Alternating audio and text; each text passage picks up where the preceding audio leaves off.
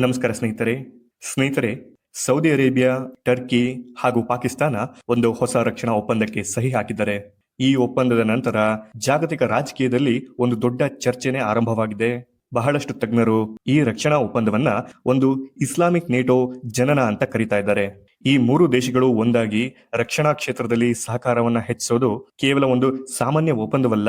ಇದರಿಂದ ಮಧ್ಯಪೂರ್ವದಲ್ಲಿ ಒಂದು ಹೊಸ ಶಕ್ತಿಯ ಉದಯವಾಗ್ತಿದೆ. ಈ ಒಪ್ಪಂದದ ವಿಶೇಷತೆ ಏನಂದ್ರೆ, ಈ ಒಪ್ಪಂದದಲ್ಲಿರುವಂತಹ ಯಾವುದೇ ದೇಶದ ಮೇಲೆ ದಾಳಿ ನಡೆದ್ರೂ ಕೂಡ ಆ ದಾಳಿಯನ್ನ ಈ ಮೂರು ದೇಶದ ಮೇಲೆ ನಡೆಸಿದಂತಹ ದಾಳಿ ಅಂತ ಪರಿಗಣಿಸಲಾಗುತ್ತೆ. ಹಾಗೂ ಈ ಮೂರು ದೇಶಗಳು ಒಟ್ಟಾಗಿ ಆ ದಾಳಿಗೆ ಪ್ರತಿಕ್ರಿಯೆಯನ್ನ ನೀಡಬೇಕಾಗಿ ಬರುತ್ತೆ. ಅಂದಹಾಗೆ ಈ ಮೂರು ದೇಶಗಳು ವಿಭಿನ್ನ ರೀತಿಯಾದಂತಹ ಶಕ್ತಿಯನ್ನ ಹೊಂದಿದೆ. ಸೌದಿ ಅರೇಬಿಯಾ ಆರ್ಥಿಕವಾಗಿ ಬಲಿಷ್ಠ ರಾಷ್ಟ್ರವಾಗಿದ್ರೆ, ಟರ್ಕಿ ಅತ್ಯಾಧುನಿಕ ರಕ್ಷಣಾ ತಂತ್ರಜ್ಞಾನವನ್ನ ಅಭಿವೃದ್ಧಿಪಡಿಸುವಂತಹ ದೇಶವಾಗಿದೆ. ಮತ್ತೊಂದ್ ಕಡೆ ಪಾಕಿಸ್ತಾನವನ್ನ ನೋಡಿದ್ರೆ ಒಂದು ದೊಡ್ಡ ಸೇನೆಯನ್ನು ಹೊಂದಿರುವಂತಹ ಹಾಗೂ ಅಣ್ವಸ್ತ್ರಗಳನ್ನು ಹೊಂದಿರುವಂತಹ ಏಕೈಕ ಮುಸ್ಲಿಂ ರಾಷ್ಟ್ರವಾಗಿದೆ. ಇಂತಹ ಮೂರು ರಾಷ್ಟ್ರಗಳು ಒಂದೇ ವೇದಿಕೆಯಲ್ಲಿ ಸೇರಿರುವುದು ಜಗತ್ತಿನ ಅನೇಕ ದೇಶಗಳ ಗಮನವನ್ನು ಸೆಳೀತಾ ಇದೆ. ಹಾಗಾದ್ರೆ ಈ ಹೊಸ ರಕ್ಷಣಾ ಒಪ್ಪಂದದ ಅಗತ್ಯ ಈಗಲೇ ಯಾಕೆ ಬಂತು? ಇದರ ಹಿಂದೆ ಇರಾನ್, ಇಸ್ರೇಲ್ ಹಾಗೂ ಅಮೆರಿಕ ನಡುವಿನ ಬೆಳವಣಿಗೆಗಳ ಪಾತ್ರ ಎಷ್ಟಿದೆ? ಇದು ನಿಜವಾಗಿಯೂ ಇಸ್ಲಾಮಿಕ್ ನೇಟೋ ಆಗಿ ರೂಪುಗೊಳ್ಳುವ ಸಾಧ್ಯತೆ ಇದೆಯಾ? ಹಾಗೂ ಈ ಮೈತ್ರಿಯಿಂದ ಹೆಚ್ಚು ಆತಂಕ ಪಡಬೇಕಾಗಿರುವಂತಹ ದೇಶ ಯಾವುದು? ಈ ಎಲ್ಲಾ ವಿಚಾರಗಳ ಬಗ್ಗೆ ಈ ವಿಡಿಯೋದಲ್ಲಿ ಸಂಪೂರ್ಣವಾಗಿ ತಿಳ್ಕೊಳ್ಳೋಣ.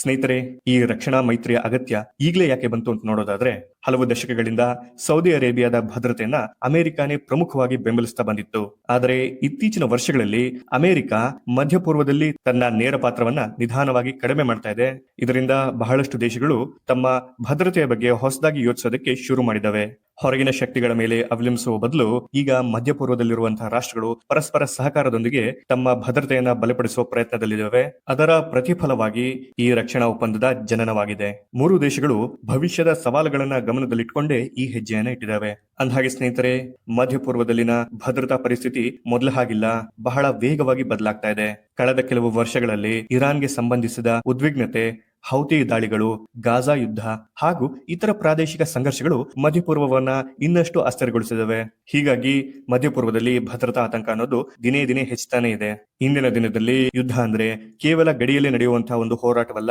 ದೂರದಿಂದಲೇ ಕ್ಷಿಪಣಿಗಳು ಹಾಗೂ ಡ್ರೋನ್ಗಳ ಮೂಲಕ ದಾಳಿ ನಡೆಸುವ ಸಾಮರ್ಥ್ಯ ಹೆಚ್ಚಾಗಿದೆ. ಇಂತಹ ಪರಿಸ್ಥಿತಿಯನ್ನ ಒಂದೇ ದೇಶ ಎದುರಿಸೋದಕ್ಕೆ ಬಹಳ ಕಷ್ಟವಾಗುತ್ತೆ. ಈ ರೀತಿಯಾದಂತಹ ಹೊಸ ಬೆದರಿಕೆಗಳನ್ನ ಎದುರಿಸೋದಕ್ಕೆ ಗುಪ್ತಚರ ಮಾಹಿತಿ, ತಂತ್ರಜ್ಞಾನ ಹಾಗೂ ಸೇನಾ ಸಾಮರ್ಥ್ಯವನ್ನ ಹಂಚಿಕೊಳ್ಳುವುದು ಅನಿವಾರ್ಯವಾಗಿದೆ. ಅದಕ್ಕಾಗಿ ಈ ಮೂರು ದೇಶಗಳು ಒಟ್ಟಾಗಿ ಕೆಲಸ ಮಾಡೋದಕ್ಕೆ ನಿರ್ಧಾರ ಮಾಡಿದವೆ. ಅಂದಹಾಗೆ ಸ್ನೇಹಿತರೆ, ಈ ರಕ್ಷಣಾ ಒಪ್ಪಂದದಲ್ಲಿ ಮೂರು ದೇಶಗಳ ಪಾತ್ರ ಏನಿರುತ್ತೆ ಅಂತ ನೋಡೋದಾದ್ರೆ, ಸೌದಿ ಅರೇಬಿಯಾ ದೊಡ್ಡ ಆರ್ಥಿಕ ಸಾಮರ್ಥ್ಯವನ್ನ ಹೊಂದಿದೆ. ಆದ್ದರಿಂದ ರಕ್ಷಣಾ ಕ್ಷೇತ್ರದಲ್ಲಿ ಹೆಚ್ಚಿನ ಹೂಡಿಕೆ ಮಾಡುವಂತಹ ಸಾಧ್ಯತೆ ಇದೆ. ಇನ್ನೊಂದು ಕಡೆ ಟರ್ಕಿ ಡ್ರೋನ್ಗಳು, ಕ್ಷಿಪಣಿ ವ್ಯವಸ್ಥೆಗಳು, ಯುದ್ಧ ನೌಕೆಗಳು ಹಾಗೂ ಇತರ ರಕ್ಷಣಾ ಸಾಧನಗಳನ್ನ ಸ್ವತಃ ಅಭಿವೃದ್ಧಿ ಪಡಿಸ್ತಾ ಇದೆ. ಅದರ ಅನುಭವ ಮತ್ತು ತಂತ್ರಜ್ಞಾನ ಈ ಮೈತ್ರಿಗೆ ಒಂದು ದೊಡ್ಡ ಬಲವನ್ನ ತಂದಿದೆ. ಮತ್ತೊಂದು ಕಡೆ ಪಾಕಿಸ್ತಾನ ದೊಡ್ಡ ಸೇನೆಯನ್ನು ಹೊಂದಿದ್ದು ಅಣ್ವಸ್ತ್ರಗಳನ್ನು ಹೊಂದಿರುವಂತಹ ಏಕೈಕ ಮುಸ್ಲಿಂ ರಾಷ್ಟ್ರವಾಗಿದೆ. ಆದ್ದರಿಂದ ಅದರ ಸೇನಾ ಅನುಭವ ಈ ಮೈತ್ರಿಯನ್ನ ಇನ್ನಷ್ಟು ಬಲಪಡಿಸ್ತಾ ಇದೆ. ಈ ಒಪ್ಪಂದದ ನಂತರ ಅನೇಕ ವಿಶ್ಲೇಷಕರು ಇದನ್ನ ಇಸ್ಲಾಮಿಕ್ ನೇಟೋ ಅಂತ ಕರೀತಾ ಇದ್ದಾರೆ. ಆದರೆ ಮೂರು ದೇಶಗಳು ಅಧಿಕೃತವಾಗಿ ಈ ಹೆಸರನ್ನ ಬಳಸಿಲ್ಲ. ಭವಿಷ್ಯದಲ್ಲಿ ಇತರ ಮುಸ್ಲಿಂ ರಾಷ್ಟ್ರಗಳು ಇದೇ ರೀತಿಯಾದಂತಹ ಭದ್ರತಾ ಸಹಕಾರದಲ್ಲಿ ಭಾಗವಹಿಸುವಂತಹ ಸಾಧ್ಯತೆ ಬಗ್ಗೆ ಚರ್ಚೆಗಳು ನಡೀತಾ ಇದೆ. ಆದರೆ ಇದುವರೆಗೂ ಯಾವುದೇ ರೀತಿಯಾದಂತಹ ಅಧಿಕೃತ ಘೋಷಣೆ ಆಗಿಲ್ಲ. ಅಂದಹಾಗೆ ಸ್ನೇಹಿತರೆ, ಈ ಒಪ್ಪಂದದ ಪ್ರಮುಖ ಅಂಶವನ್ನ ನೋಡೋದಾದ್ರೆ, ಮೂರು ದೇಶಗಳಲ್ಲಿ ಯಾವುದಾದರೂ ಒಂದು ದೇಶದ ಮೇಲೆ ಹೊರಗಿನ ದಾಳಿ ನಡೆದರೆ ಉಳಿದ ಎರಡು ದೇಶಗಳು ಒಟ್ಟಾಗಿ ಪ್ರತಿಕ್ರಿಯಿಸುವ ಬದ್ಧತೆಯನ್ನ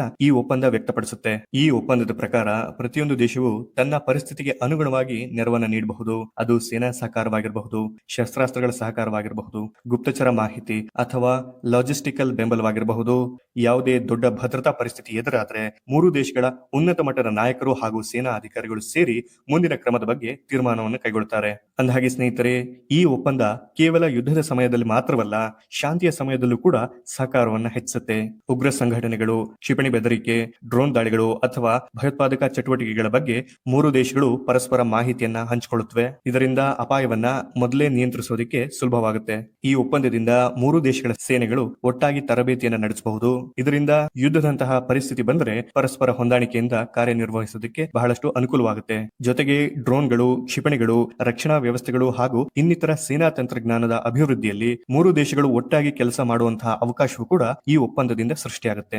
ಅಂದಹಾಗೆ ಸ್ನೇಹಿತರೆ, ಈ ರಕ್ಷಣಾ ಒಪ್ಪಂದದಿಂದ ಮೂರು ದೇಶಗಳಿಗೆ ಪ್ರತ್ಯೇಕವಾಗಿ ಯಾವ ಲಾಭ ಆಗುತ್ತೆ ಅಂತ ನೋಡೋದಾದ್ರೆ, ಸೌದಿ ಅರೇಬಿಯಾಗೆ ತನ್ನ ಭದ್ರತೆಯನ್ನ ಬಲಪಡಿಸುವುದರ ಜೊತೆಗೆ ಟರ್ಕಿಯ ರಕ್ಷಣಾ ತಂತ್ರಜ್ಞಾನ ಹಾಗೂ ಪಾಕಿಸ್ತಾನದ ಸೇನಾ ನೆರವು ಸಿಗುತ್ತೆ. ಸೌದಿ ಅರೇಬಿಯಾದ ಆರ್ಥಿಕ ನೆರವಿನಿಂದ ಟರ್ಕಿಯ ರಕ್ಷಣಾ ಉದ್ಯಮ ವೇಗವಾಗಿ ಬೆಳೆಯುತ್ತೆ. ಈ ಮೈತ್ರಿಯಿಂದ ತನ್ನ ಡ್ರೋನ್ಗಳು, ಯುದ್ಧೋಪಕರಣಗಳು ಹಾಗೂ ತಂತ್ರಜ್ಞಾನಕ್ಕೆ ಒಂದು ಹೊಸ ಮಾರುಕಟ್ಟೆ ಸಿಗುವಂತಹ ಸಾಧ್ಯತೆ ಇದೆ. ಇವೆರಡರ ಜೊತೆ ಪಾಕಿಸ್ತಾನಕ್ಕೆ ಮಧ್ಯಪೂರ್ವದ ಪ್ರಮುಖ ರಾಷ್ಟ್ರಗಳೊಂದಿಗೆ ತನ್ನ ಸಂಬಂಧವನ್ನ ಇನ್ನಷ್ಟು ಬಲಪಡಿಸುವ ಅವಕಾಶ ಸಿಗುತ್ತೆ. ಜೊತೆಗೆ ರಕ್ಷಣಾ ಸಹಕಾರ ಹಾಗೂ ಹೂಡಿಕೆಗಳ ಸಾಧ್ಯತೆ ಕೂಡ ಹೆಚ್ಚಾಗಿದೆ. ಸ್ನೇಹಿತರೆ, ಈ ಮೈತ್ರಿಯಿಂದ ಜಗತ್ತಿನ ರಾಜಕೀಯದ ಮೇಲೆ ಯಾವ ರೀತಿಯಾದಂತಹ ಪರಿಣಾಮವನ್ನು ಬೀರುತ್ತೆ ಅಂತ ನೋಡೋದಾದ್ರೆ, ಈ ಮೈತ್ರಿ ಮುಂದಿನ ದಿನಗಳಲ್ಲಿ ಇನ್ನಷ್ಟು ದೇಶಗಳನ್ನ ತನ್ನತ್ತ ಸೆಳೆದರೆ ಮಧ್ಯಪೂರ್ವದಲ್ಲಿ ಒಂದು ಹೊಸ ಭದ್ರತಾ ಬ್ಲಾಕ್ ರೂಪುಗೊಳ್ಳುವ ಸಾಧ್ಯತೆ ಇದೆ.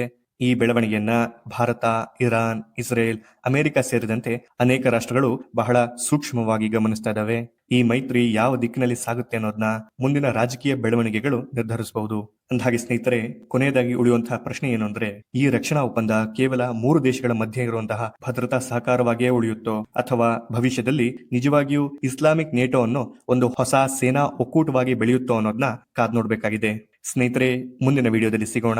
ನಮಸ್ಕಾರ.